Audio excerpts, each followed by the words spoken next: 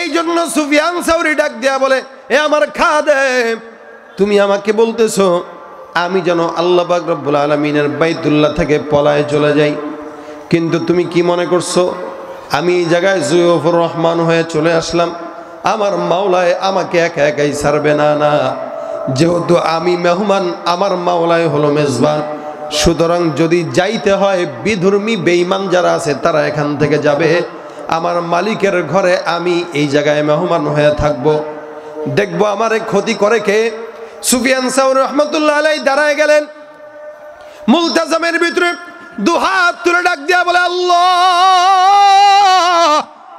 আমি এই জায়গায় দাঁড়ায় গেলাম তোমার মেহমান, কানে আমার খবর আসলো খলিফা জাফর মনসুর নাকি আমাকে হত্যা করার জন্য এই জায়গায় চলে আসতেছে।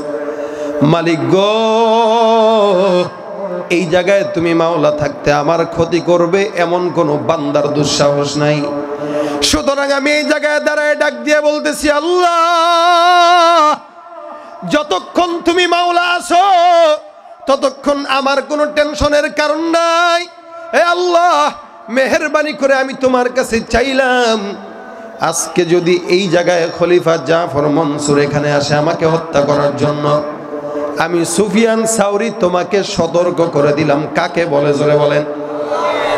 আল্লাহকে ডাক দিয়ে বলতেছে, আল্লাহ, তোমাকে আমি সতর্ক করে দিলাম, যদি সুফিয়ান সাউরি এখানে, আমি ডাক দিয়া বলতেছি, এখানে যদি খলিফা জাফর মনসুর আসে, তাহলে আজকের পর থেকে তুমি আল্লাহর সঙ্গে আমি সুফিয়ান সাউরির কোনো সম্পর্ক নাই।